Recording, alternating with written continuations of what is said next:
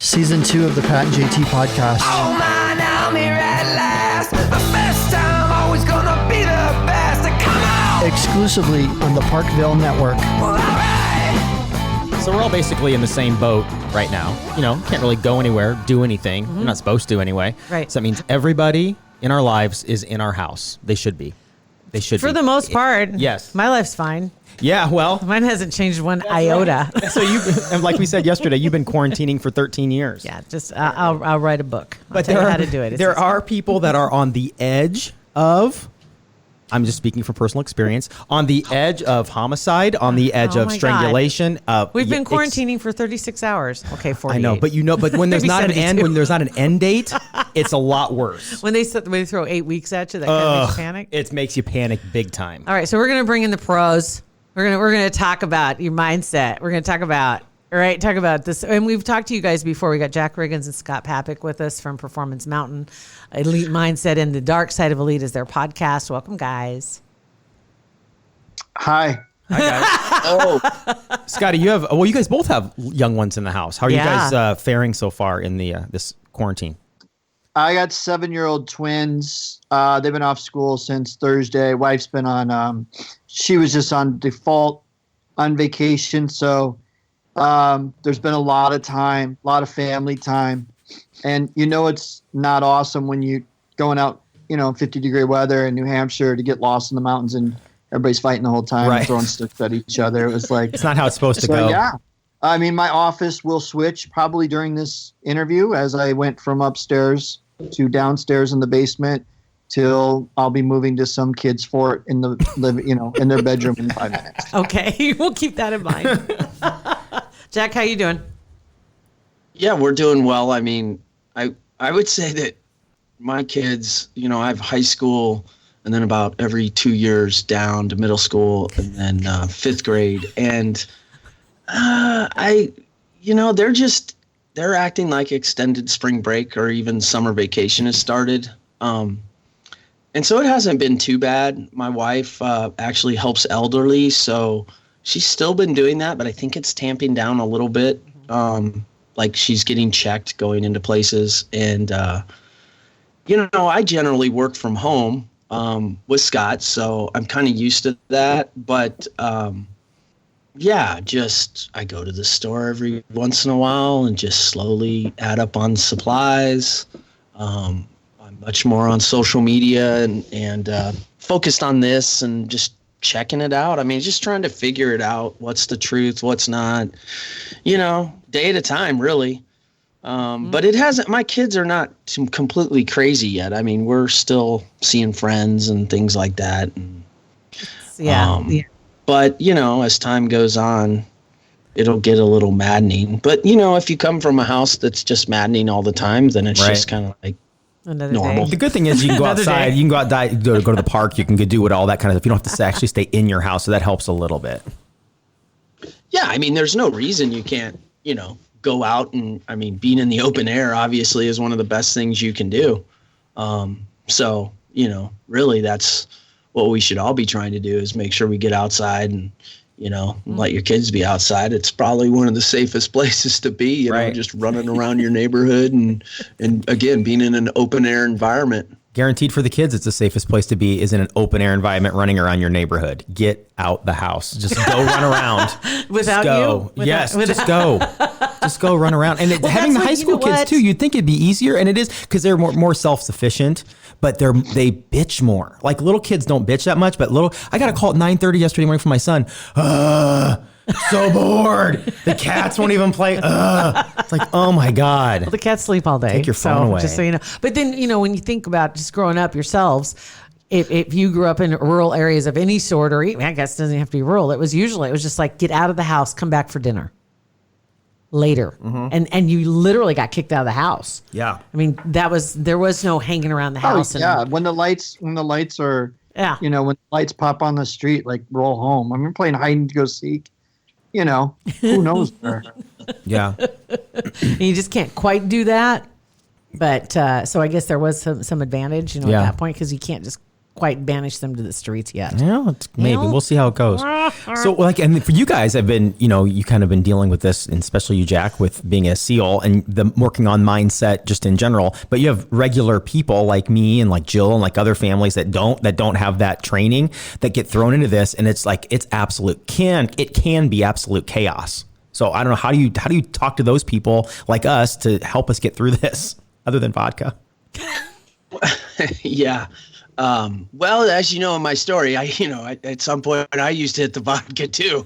That is not a good coping mechanism. But hey, if you can have a few drinks and it calms you down, there's nothing wrong with that. Just don't let it turn you into the Hulk. Right. Yeah. No, what's interesting is, and you can almost tell it in people's voices immediately. When you're talking to them, basically, right, their stress level has increased. And, if you know people good enough, we can all sense that. But you do get a general sense, maybe over the last 2 weeks, as decisions from the government may or may not, be coming. And it's quite interesting because, for me, the number one thing is, don't panic, stay calm.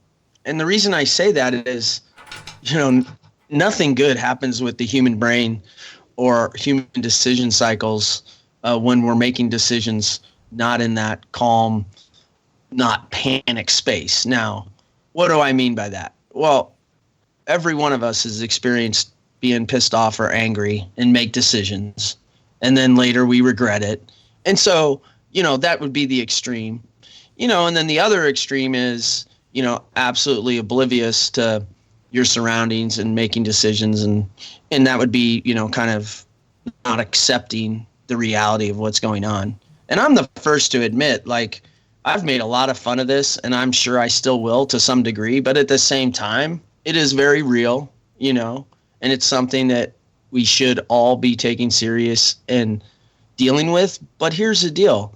You can only control what you can control. And the guidelines and the facts of what the big decisions being made are trying to do is to curtail the spread. That's exactly all anyone needs to know, is all these things that are happening right now are just to curtail the spread of COVID-19. And social distancing, right, is the first thing. We're kind of all doing that. The second thing is pay more attention to the symptoms of yourself and loved ones. And, if you get some of those symptoms, which obviously can seem like, the flu, it's to get a hold of a healthcare provider. It's not to just walk in, to one. It's to get a hold of one and you'll be directed. But I mean, think about at the most simple level what we're being asked to do. Mm-hmm. Okay. That in itself shouldn't cause any panic. If we start mind racing and bringing in other things that may or may not happen, we're not dealing with the here and now. So I'm always trying to talk to folks about stay calm, don't panic, accept it for what it is. You have to accept what's going on. And the media is not helping either, feeding into the panic. Sure. No. And so, I'm sticking with, when I talk to people, those three things. And you take it each step at a time. So, but what happens, right, is our minds race ahead, or, today, and it happened to me just the other day. I had to go to the VA, and, a guy had on a mask, and, he was coughing, and,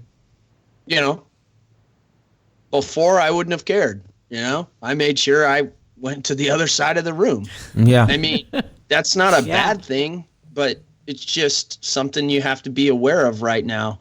But I did think, oh, that's weird. Like, I'm now tuned in to everybody that's coughing around me.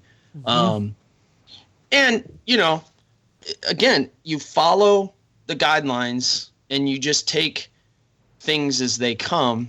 And ultimately, it works out. If your mind races ahead to a future that's not here, it can get into a bad place. Well, if your mind is also angry and focused on decisions, whether they're your own, government, world, 3 weeks ago, a month ago, that's not a good space either, because you can't do anything about that. Yeah.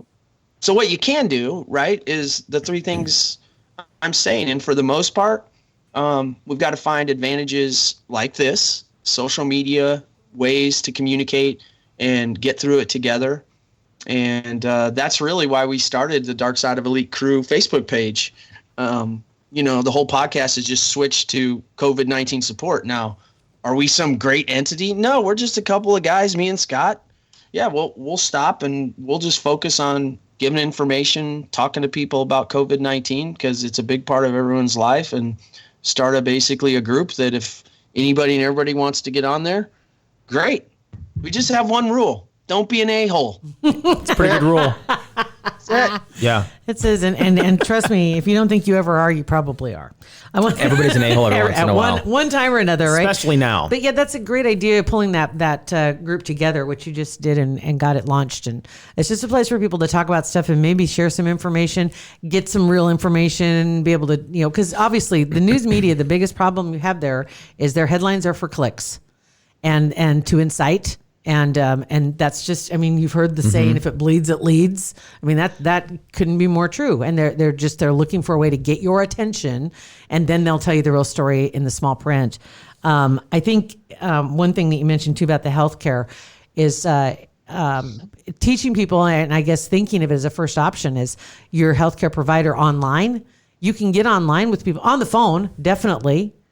And you can get answers to questions. You may not have to go in. And I just saw that CVS Pharmacy is starting a deal where they will actually deliver your prescriptions in 1 to 2 days. You just need to call them and tell them you need a delivery, and they'll make sure that it gets delivered to you at no charge.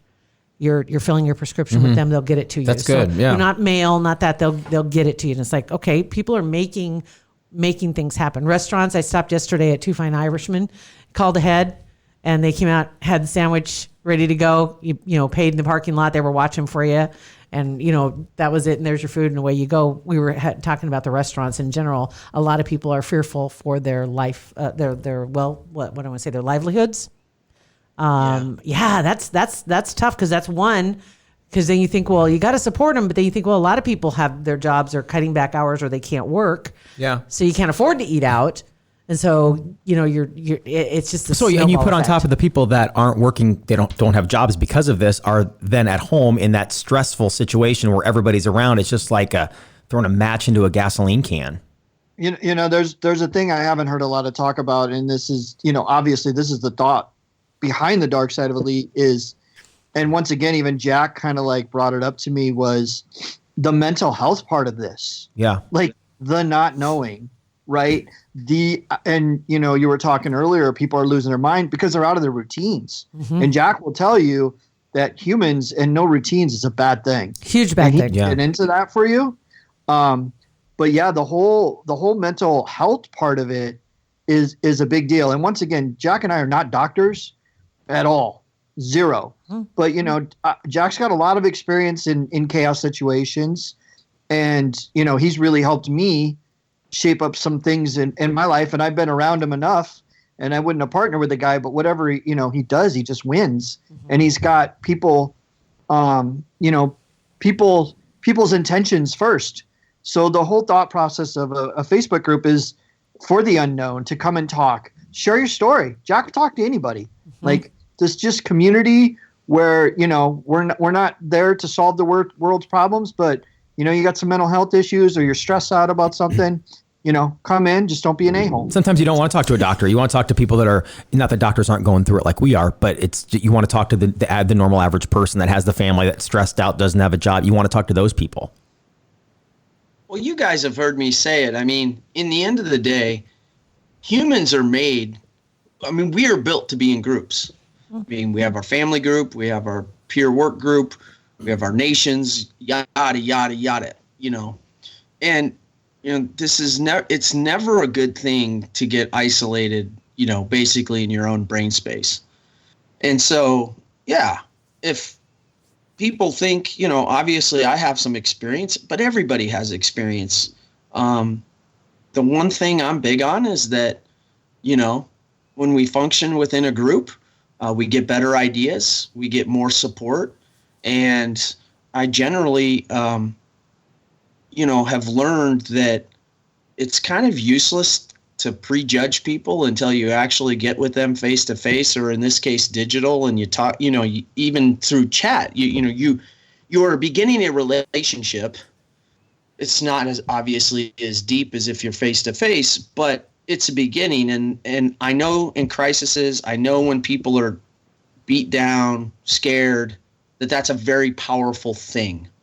But a lot of times, just because of stigma, because of maybe, political party, social group, religion, we tend to shy away and we want to go into camps. And one of the things I'm big on is that, the world doesn't work so good if we all try to get into a camp, especially in a potential huge crisis where what we really need is to all come together. So my example would be, one of the things I'm frustrated with right now is, I've said this, with the press and politics kind of right now, just the current situation as this hit in America is, politicians are still doing politician things leading up to an election. That may change, that may not, but that skews the factual data that's coming out of the press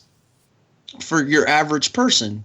Like, are we in a crisis, or are we throwing spears at each other of who's doing a better job covering this Right. and making decisions? People want headlines right now, especially the politicians, because they're trying to stay at the top of the news feed because it's an election year. Yeah. Right. And so that's not for Joe Average. That's not doing anybody any good. And I also giggled because it's not done yet, but I giggled because it was like, oh, well, we're going to shift fundraising to, online. And at the same time as that's going out on every platform, we're airing, we don't have enough ventilators. Okay, hold on. Right. So in one way, we're saying give money for an election that may or may not happen. Mm-hmm. That's a good point. At the same time, we're saying global crisis. And then we're saying, man, we need to build things. We need to be prepared. Well, that costs money. That's my biggest thing. I'm like, people, everything costs money. So that doesn't align from national media, some of our politicians, to what's really going on. And so that makes it kind of watered down. And so I just try to then break it down back to, okay, what can I do? Because that stuff we just talked about can cause stress. That can cause questioning, that can fracture societies. I think that what you're doing right there, pointing those things out, because people feel the stress of it and they may not have identified why they're so frustrated, because you get frustrated because you're hearing conflicting messages. Like you said, here we have online fundraising, give me your money. And then in the same breath, we also hear we're going to give every family $1,000 a month. Right. Right. Whoa. Crazy. Okay, Yeah, wait. that's- You want my money, but you want to give me money. I never thought about that So before. That's crazy. Who Yeah. and so the conflict is like, well, yeah, I want the money, but I don't want to give. I got to give money, so it can conflict. Right. So it creates conflicted messaging over, let's just take America, 350 million people. Let's just forget about worldwide right now. But it's, it's happening everywhere in their language and their cultures and customs as well. And so, again, you go back to, so that you don't get overwhelmed, what can you do, right? And if you think about it, the three things we've mentioned, plus dealing with the upended schedules and the kids home, that's enough right there for most of us. I mean, our schedules have been changed. Right. Our children are home all the time, and, God love them. But now that requires more of your thought energy, and it's awesome. And you can make that a very positive time frame, Sure, but it you're going to just struggle. wasn't in the plan. It's like, didn't the Kansas governor just announce yesterday school's out for the rest of the year? They're closing schools. They said, okay, that's it. We're done for the year. And people were like, whoa, wait. Yeah. They're not going back at all? And my thought on it was, well, some people, don't get me wrong. Some people are going, oh, my God, does that mean I don't graduate on this day? Right. It's a valid concern. But here's the deal. If this is bad enough, it's not the end of the world if you have to restart and you don't graduate until next year because we have to do it. That's better than society losing 25% of its people. Absolutely. But we're not there yet. but that's an example of how our minds can race forward. Another one I'm hearing a lot, right, is, and I find this kind of comical, but it's legitimate. Well, my retirement is tanking. Okay, that's a legitimate fear. But in the pecking order of things to do right now and things to worry about, that shouldn't be something that's driving your decision-making process right now. That will get figured out eventually. Yeah. But the other part people should, we've all either been part of or heard of other crises, is that, yes, take Katrina. There will be people, unfortunately, that, survive this and they've lost a lot. And whatever decisions are made post this, for some people, it won't be good enough. And that's unfortunate, but not everybody's going to, quote unquote, be bailed out. People are going to try their best.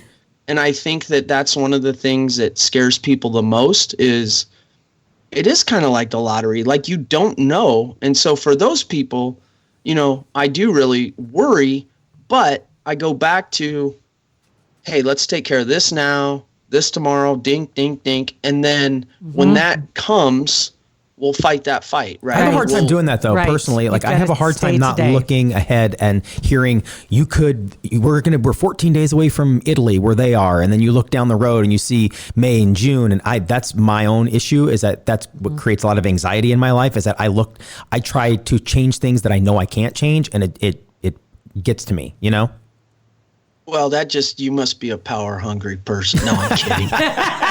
Yeah. And again, I think it's also a good time. We always talk about we're at our best when we're in a gratitude state. So what might scare the crap out of other people, say with me, I really cherish, say, being in some kind of tricky situation. Like, I get a lot of joy out of it. I'm very like, God, this is great. I'm proud to be here. Yeah, we're talking, you have your studio, I have my studio, whether that's dumb luck or whatever. I mean, if in fact you guys can't come to the studio, you'll be able to take your equipment home and you'll just be in two different locations. There's a lot of things to be grateful for. To do this. Yeah, for sure. We're in a medium where we're going to be able to work no matter what. And that's, for us, that reduces some stress. So, there's a lot going on, but I think that ultimately it's like slow down. I remember when, when we would spend a lot of time on training missions or missions that were not what we would call high speed.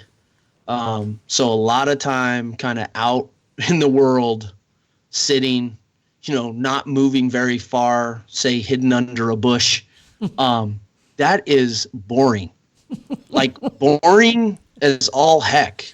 Like, sit there for 3 days and have a rotation of guys that, work the equipment, another rotation's holding security, and another rotation is sleeping, because you have to do that.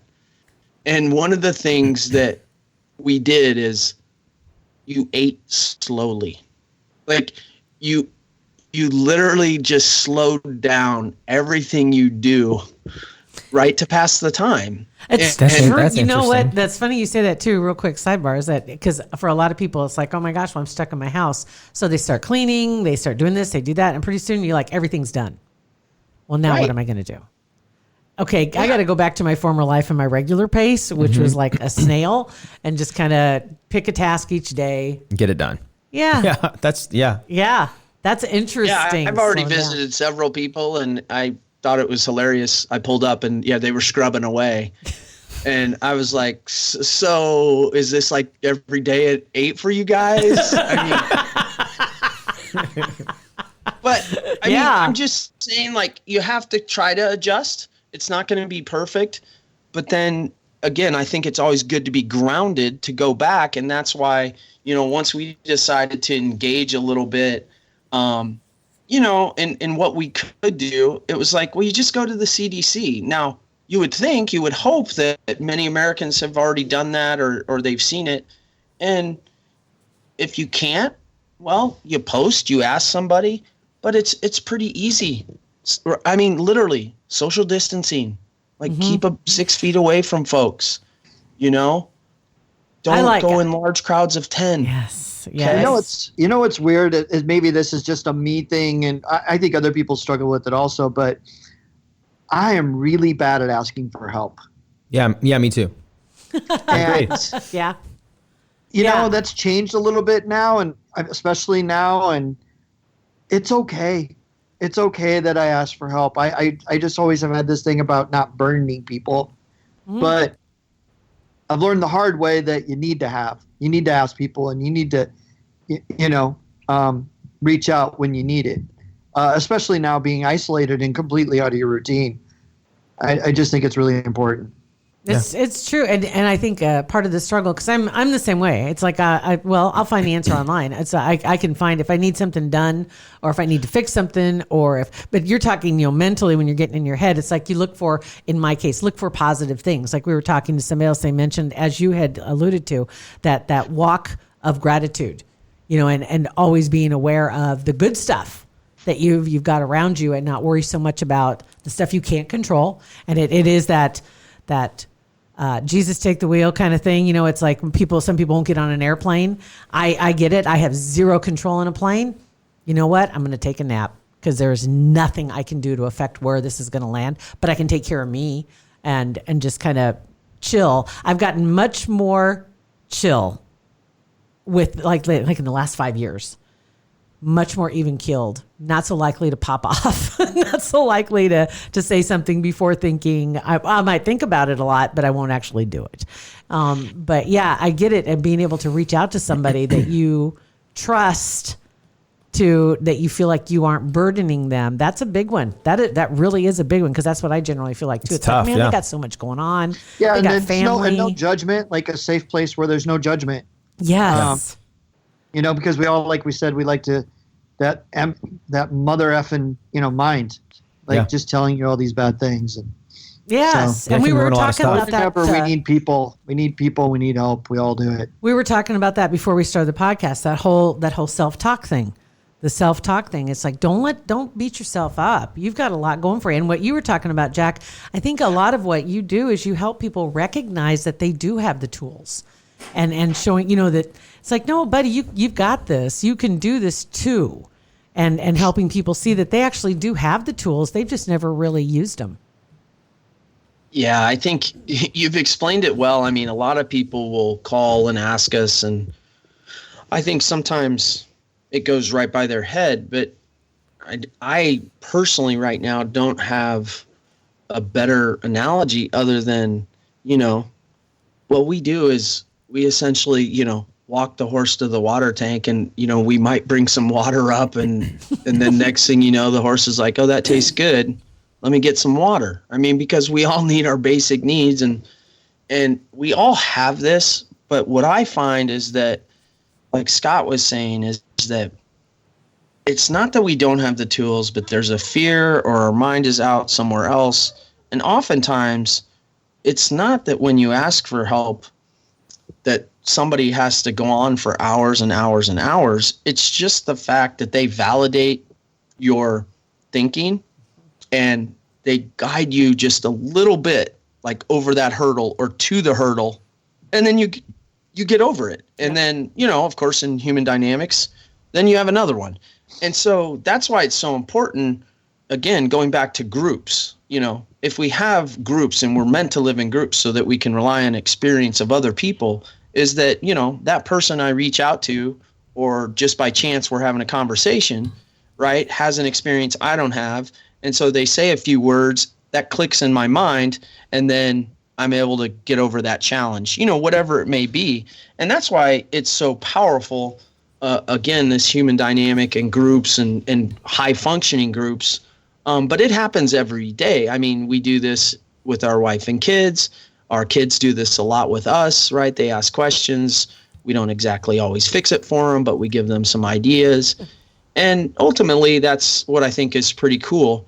You just can't get to the point where, it's very not healthy when we turn completely inward, right? And this is where depression and anxiety and fear can overtake the human being.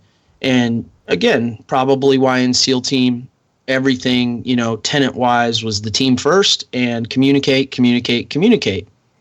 And of course, depending on situations, I mean, we're all individuals. So there were some very, very unique, not for print communication mechanisms guys used and gals.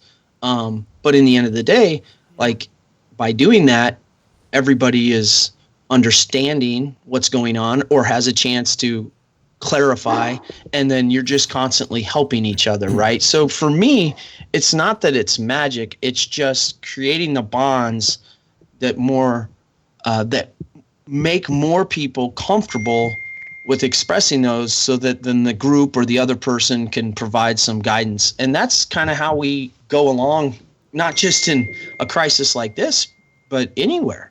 If you think about it, I mean, really human beings, knowledge and the way we go through the world is by communication and understanding of each other. And that's why I think this tool, used properly, is really powerful, because, I mean, 20 years ago, you couldn't have asked somebody in China about something they're dealing with. That's a good point. That's a really good point. And we actually just saw the stat that came down today, as far as communicating, like what we're doing right now, because are we on Zoom or are we on Skype? We're on Skype right now. But they said that last Sunday, over 600,000 downloads of Zoom. Yeah. And that's from church services to intercommunication of groups to schools. And that's just one of probably 6 different platforms that you can do this on, and you can get on and see people, and you can meet with people and talk. And I thought that is incredible. 600,000 in one day. And that's just at the start of this. It's only going to increase. Yeah. It's sure. a great and tool. I think Scott said it one time, maybe somebody, I don't know if it was you, Scott, but Probably. If it was smart, it probably was. Businesses, working from home, which is fine. I mean, we figured out in the military a long time ago, with certain parts, and we took some heavies inside the military for this way, but we found that some of our administrative work could be done from home, because it wasn't classified, and it literally is administrative work. And so some of those folks, we let them work from home. And, think about that in the U.S. military. Like people were just hating on us. And it's like more efficient. They get more work done, right? They can work at whatever hours, because that doesn't need to be done, say, in the, 8 to 5 category. It can be done anytime. Like, it needs to be done by Friday. It needs to be done by tomorrow. And it was great. And I mean, that was the U.S. military. Now, I'm sure not every group in the U.S. military does that, but I remember when we came up with that novel concept, really just for efficiency of our people and our workflow. And I mean, they were like, no, they need to be there at 8, and it was like, well, we're not going to get as much done. And so I had a boss that made that decision, and it was against the grain at the time. But, that is a reality today, and these tools allow that, and that's what's cool. And that's why we're trying to take advantage of it as well. Just because the growing need, I don't know how many people will come or not, and that's okay. Because like I've always said, I mean, Scott and I have plenty of BS we just go back and forth about. So, well, we'll share it on our Facebook page, so people can last for a while, right? I mean, Yeah. I've heard we're in the kind of 2-week, 15 days, probably push it now to 30. But, if your mind gets out there chasing things that you have no control over, it can be a very dangerous thing. Yeah, for sure. And it's just nice to know you got someplace to go. And to tell you too, you just started the group like in the last 24 hours, I'm going to say. Correct. Essentially. And that first video is really good. That's why I was sitting there watching it, and I'm like, I liked it. I liked the whole, because it feels comfortable. And when you talk about slowing down, it's really interesting, because your delivery is that way too, which is calm. And right. It And feels right. And that's half of it. Yeah. It is. It's just real deliberate. Yeah, it's weird. Like, when's the last time your heart rate actually got up for something? Like, you're so trained. Right? Seriously. And part of it's trained. I mean, grit, life, right? But like, when is the last time you actually, like, what's it take to get your heart rate up? I don't even know what that would look like these days, besides walking in your house, I guess. Yeah. Right. Walking upstairs. Well,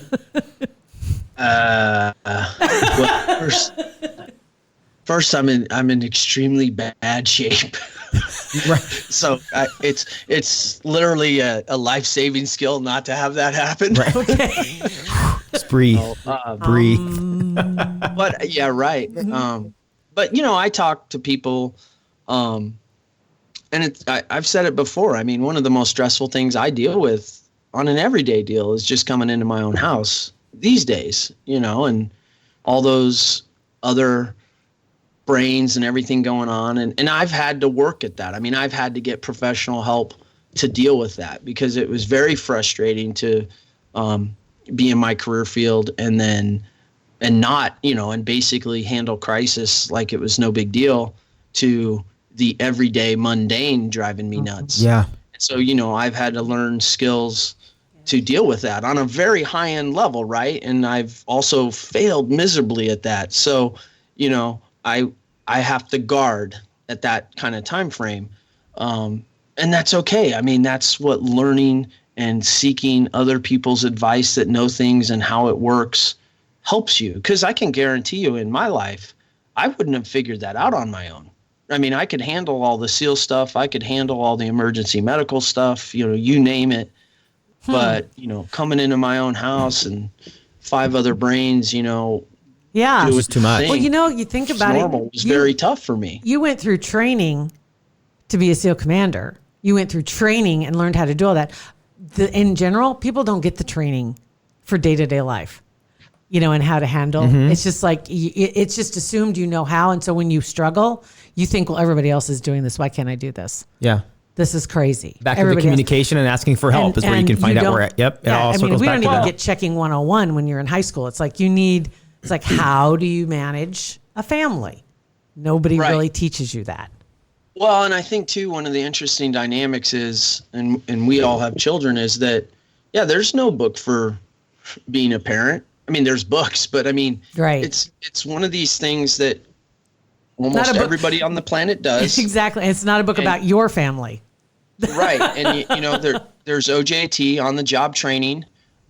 There's reaching back, which I think most of us naturally do to our own parents. But then sometimes, literally, we weren't happy with the way we were raised. So there's things I'd probably have to get a doc on here to tell me. But I'm convinced, without further data, that you have a bipolar relationship with the way you were raised. There are some things that you go, I'm taking that on board. And you absolutely have a huge constitution that says, I am absolutely not doing that. So we bring that then to our own family units multiplied by our spouse, and off we go. And again, who do we really get the best advice from? The peers that are going through it as well. If we have a relationship where we can reach out and talk about it. And for the most part, I think most of us do that. I mean, whether it's, the dad's at work, the wife's at work, and, we have this whole, the wives should do this, the men, well, heck, at some work, it's the guy's there, the wife of another family's there, and they're thinking, oh, we have nothing in common. And then one day, they're having lunch and they say something, they're like, oh, you're dealing with that too? Yeah, I'm dealing with that too. I mean, so in a way, there's all these barriers we have to get through because of social norms, right? Which was, 40 years ago, it would have been, well, the ladies all stay at home and they get together in the sewing circle and they talk about these things. Well, it was like, that was an evolution in itself as well, because prior to that, you look at the pioneer families and everybody pulled their own weight, and then things evolved. And then, it's like, it's a constant evolution. There is no, this is how it's done. There is no one answer. No, what there is there's a group of human beings that we all have experiences, and the more we're able to share and, think, apply, go, well, that didn't work for me, the better off we are. Yeah. The problems become when my way is the only way and I'm right and you're wrong. And, that's where we've got to, hopefully tamp that down as we go. But again, you said it earlier. I mean, our whole kind of certainly major news networks and things like that kind of play to that, and they try to create that. And I would say that, I'm a big fan of pushing back on that, but not in a way that is crazy. It's just by getting out and knowing your fellow man and you got it. That's great. You can research anything. You can find the groups that help you. That's it. Pick what you're exposed to. I real quick note. I noticed the top movies on Netflix this last week are all pandemic type movies. And it's like, that's crazy. people, what are you doing? Well, Would yeah. you quit watching these? Let's watch Hope Floats. Let's watch all these other ones that are like a little uplifting. I know she dies at the end, but it's still an uplifting movie. Not pandemic. But it's all these movies that are like, there are like 4 or 5 different ones about some kind of disease and scare, and you're like, oh my God. Like we're living that now. So why do you want to watch that? Choosing to watch it. Yeah. But that's great. So, all right. So to find you guys on Facebook, to find the group, what would be the best way? I mean, we're going to share it on our Facebook page, no doubt. Well, it's really simple. It's you got to go to Facebook, of course. And it's just the Dark Side of Elite Crew, and it's a group. You join, we hit accept, and you're in. And we'll be posting it links via our social as well. And there's a link in the description of this podcast. There's a link, and then it's on our Facebook page. And we tweet it out and everything. So if you guys follow us, you've seen it. On the crew as well. The rules are posted. You only have a couple. Don't be an a-hole, right? There's one. Really, that's the only one you have to remember. That's all you got to know. Okay. Don't be an a-hole. Yeah, I mean, and then as far as the podcast, I mean, everything that comes out now, one's hot. 001 is hot, but I'm gonna start pimping it out right now, and it'll have all the links. But yeah, I've been talking to people all through the United States, and we're just gonna try to. My goal is to get people on those little snippets from all over America, right? So it's like I'm in the Midwest, Scott's on the East Coast. I've already talked to some West Coast guys and gals, and just hey, what's going on? I mean, we're just going to take a combat pause on other initiatives and just lift and shift and just talk about regular people going through the COVID-19. I like lift and shift. That's great. I don't know if women can relate as well to that. You But can. I can try. I want to lift and shift. Okay. You guys are awesome. Thanks for taking so much time and helping us. And Dark Side of Elite Crew. And everywhere you can find our stuff, we've shared it. So if you have a hard time finding it, go there. Thank you, guys. Thanks, boys. Peace out. Later. Bye-bye. Peace out. Scott Papek and Jack Riggins. Yeah. It's Pat and JT, Instagram, Twitter, and Facebook. And you can always, any questions about anything, you text us or leave us a voicemail, 402-403-9478.